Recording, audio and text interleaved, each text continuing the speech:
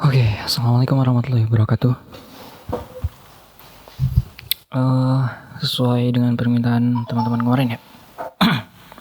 Aduh, kok jadi gini ya suaranya. Sesuai dengan permintaan teman-teman kemarin, ada beberapa orang yang minta. Terus juga sesuai dengan kemarin yang saya bikin polling di IG. Sebelumnya, mohon maaf ya. Ini diuploadnya di YouTube dan nanti di Reels juga akan diupload juga, cuman mungkin agak kepotong-potong. Kalau buat teman-teman yang nggak mau kepotong-potong ya nontonnya di sini aja di YouTube gitu. Oke, tajwid. Kita akan bahas tentang tajwid. Apa sih itu tajwid? Tajwid itu simpelnya kalau menurut bahasa itu adalah sesuatu yang mendatangkan kebaikan, sesuatu yang mendatangkan hal-hal yang baik, sesuatu yang mendatangkan hal-hal yang bagus, itu yang namanya tajwid gitu. Menurut bahasa, menurut lughah, kalau bahasa kitabnya itu. Dan ada lagi menurut istilah. Menurut istilahnya itu adalah suatu ilmu yang dimana dengan ilmu itu kita bisa tahu dari mana datangnya huruf, dari mana datangnya suatu hukum, dari mana kenapa si huruf itu dibaca seperti itu, kenapa dibaca idgham, kenapa dibaca izhar, kenapa dibaca ikhfa, dan yang lain-lainnya. Nah, itu ilmu tajwid. Nah, sebelum ke pembahasan yang lebih dalam ke ilmu tajwidnya, pasti ada pertanyaan. Apakah ilmu tajwid ini harus dipelajari? Ilmu tajwid ini wajib dipelajari? Kalau menurut pendapat ulama, semuanya sepakat bahwa para ulama itu menyatakan bahwa mencari ilmu tajwid itu adalah bentuknya fardu kifayah. Bentuknya fardu kifayah yang bersifat kolektif. Contohnya kayak mana? Contohnya kayak misalnya ada orang yang meninggal, lalu kalau misalnya gak ada yang mau ngurus, dan gak ada yang bisa ngurus, maka semuanya di wilayah tersebut berdosa. Misalkan katakanlah di kampung saya kalau misalnya gak ada yang mengurus jenazah, gak ada yang bisa mengurus jenazah tersebut, maka semuanya berdosa. Oke, karena gak ada yang ngurus. Nah, itu yang pertama.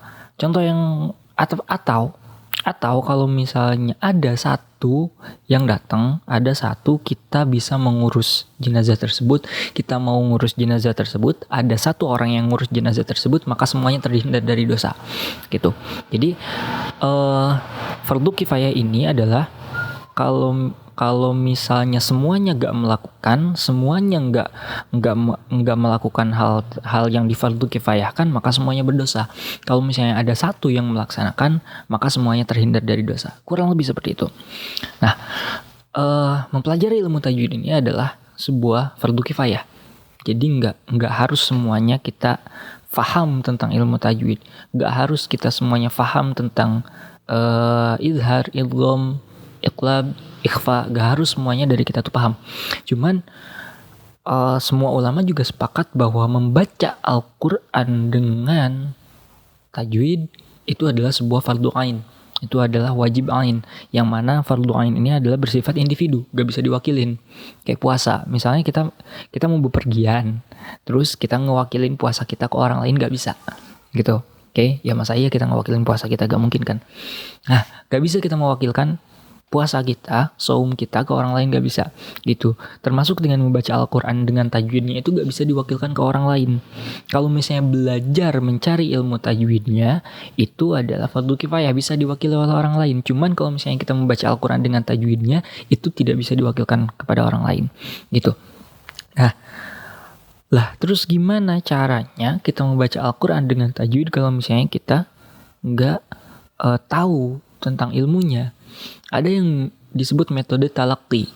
Talaqi itu secara tatap muka langsung, seorang guru itu menyampaikan kepada murid-muridnya secara langsung gitu. Nah, meskipun kita gak tahu itu idgham, kita gak tahu itu izhar, kita gak tahu itu iqlab, ikhfa, mad wajib, mad lazim, dan yang lain-lainnya, tapi kalau kita membacanya sesuai dengan izharnya, iqlabnya, idghamnya, ikhfanya, madnya, dan yang lain-lainnya, maka kita terhindar dari dosa. Kita sudah membaca Al-Quran dengan tajwidnya gitu. Jadi yang diwajibkan itu membaca Al-Quran dengan tajwidnya, tapi mencari ilmu tajwidnya tersebut itu adalah fardu kifayah gitu ya. Jadi kenapa membaca Al-Quran ini dengan tajwidnya ini adalah wajib? Apa dasarnya? Dasarnya kalau di Al-Quran ada di surah Al-Muzammil ayat keempat, ayatnya auzid alaihi waratil qur'ana tartila. Kalau misalnya ada yang salah mohon dikoreksi ya, mohon banget koreksi. Nah, intinya bacalah Al-Quran itu dengan perlahan-lahan gitu, dengan merasakan huruf-hurufnya, dengan merasakan tajwidnya gitu, merasakan gitu, menghindari kesalahan-kesalahan bacaan. Lalu selanjutnya ada juga di Al-Baqarah ayat 121, di sini disebutkan bahwa allazina atainahumul kitaba yatslunahu haqqa tilawati ila akhirih, yang artinya orang-orang yang telah kami beri kitab, mereka membacanya sebagaimana mestinya. Jadi membaca Al-Quran, membaca kitab yang Allah turunkan, Al-Quran ini harus dengan hak-hak bacaannya. Bagaimana hak-hak bacaannya? Ya tentunya tajwidnya gitu. Kalau qaf dibaca qaf, kalau kaf dibaca kaf, kalau misalnya nun mati bertemu dengan kaf dibaca nun mati bertemu dengan kaf, nun mati bertemu dengan qaf dibaca nun mati dengan qaf gitu. Meskipun kita gak tahu itu apa namanya, tapi kalau misalnya kita sesuai bacaannya dengan metode talaqi tadi, maka insya Allah kita terhindar dari dosanya gitu. Nah, jadi membaca Al-Quran dengan tajwid ini adalah sebuah fardhu ain gitu, kewajiban. Ada lagi di hadisnya, mohon koreksi kalau misalnya ada kesalahan dalam pengucapannya atau dalam hadisnya. Rasulullah SAW bersabda, bacalah Al-Quran dengan lughah, dengan bahasa Arab dan suaranya pun dengan suara-suara Arabi gitu, dengan suara-suara Arabiyah gitu. Gak bisa dengan lagu-lagunya pun harus lagu-lagu Arabi, gak bisa dengan lagu-lagu yang dipakai di Indonesia misalnya dengan lagu sinden dan yang lainnya, itu gak bisa gitu. Kalau misalnya ngelihat ke hukum asal gitu, itu karena itu adalah sabda Nabi sendiri, itu adalah hadis dari Rasulullah SAW gitu. Terus ada lagi qaul ulamanya itu siapa orang yang membaca Al-Quran tidak dengan tajwidnya, ya maka dia berdosa gitu. Jadi dari Al-Quran, dari hadis, dari qaul ulama pun, dari para ulamanya pun sepakat bahwa memang membaca Al-Quran ini harus dengan tajwidnya gitu. Karena kenapa? Kalau misalnya hilang satu huruf, hilang satu tasydid, berubah satu harokat, maka akan berubah artinya gitu. Hilang atau ditambah atau dikurang, itu akan berubah artinya gitu teman-teman. Jadi membaca Al-Quran dengan tajwidnya ini suatu fardhu ain gitu. Lalu apa yang akan saya bahas di pembahasan tajwid ini? Yang akan saya bahas adalah ya tajwidnya, ilmu tajwidnya gitu. Selagi kita mampu untuk belajar ilmu tajwid, kenapa kita gak belajar ilmu tajwid tersebut gitu? Kalau misalnya kita udah gak mampu ya udah, ada orang lain gitu kan, ada orang lain yang bisa belajar. Itu fardhu kifayah, belajar ilmu tajwidnya, mencari ilmu tajwidnya. Dan kenapa ilmu tajwid yang saya pertanyakan, kenapa ilmu tajwid yang saya lontarkan ke teman-teman untuk dijadikan sebuah pembahasan? Karena memang jarang sekali. Bukan berarti saya bisa, na'udzubillah, saya tidak menyombongkan diri dengan apa yang sudah saya dapatkan, karena saya juga belum bisa sepenuhnya memahami ilmu tajwid, sepenuhnya membaca Al-Quran dengan tajwid. Karena mempelajari ilmu tajwid itu kan tujuannya adalah untuk agar kita terbebas atau terhindar dari segala sesuatu tentang kesalahan bacaan.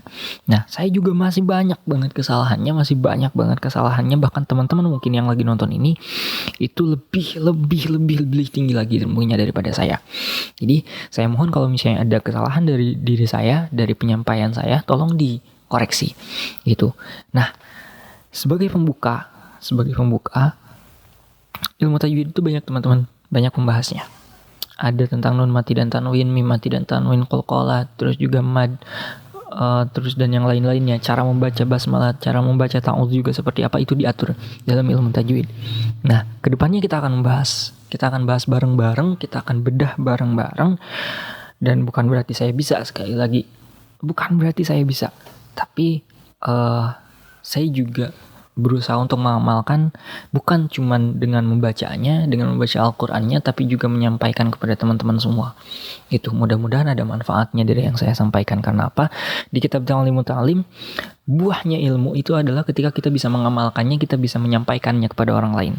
Gitu. Jadi saya di sini mencoba sedikit untuk menyampaikan apa yang saya tahu, apa yang saya pahami gitu. Kalau misalnya ada kesalahan, itu murni dari saya. Kalau misalnya ada manfaatnya, itu hakikatnya dari Allah Subhanahu wa taala. Gitu. Oke, itu aja mungkin sebagai pembuka, teman-teman. Kita bahas ke depannya di episode selanjutnya. Ini baru episode pertama, episode selanjutnya kita bahas tentang bagaimana membaca ta'awudz dan bismillah. Gitu. Hukumnya, cara membacanya gimana? Ta'awudz dan bismillah. Oke, insyaallah mudah-mudahan kita diberi nikmat umur, kita diberi umur semuanya untuk bisa berdiskusi sama-sama. Itu kalau misalnya teman-teman ada yang mau mengoreksi saya, sangat diperbolehkan kolom komentar di bawah saya. Seluas-luasnya kepada teman-teman, kita jadikan bahan diskusi. Kalau misalnya ada dari kata-kata saya yang salah, tolong dikoreksi dari penyampaian saya, dari hadis, dari dalil-dalil yang lain. Kalau misalnya ada yang salah, silakan koreksi saya akan sangat menerima koreksi dari teman-teman. Kalau misalnya ada teman-teman yang mau menyampaikan juga tentang ilmu tajwid, kalau misalnya teman-teman mau bikin videonya sendiri, boleh, silakan nanti kirim ke saya dan saya akan tayangkan di video saya. Oke, itu aja untuk pembuka. Terima kasih, mohon maaf atas segala kekurangannya, tolong koreksi saya atas segala kesalahannya. Kesalahan murni dari saya. Kalau misalnya ada manfaatnya tentang ilmu ini, itu hakikatnya dari Allah Subhanahu wa taala. Wabillahi taufiq wal hidayah. Wassalamualaikum warahmatullahi wabarakatuh, and see you.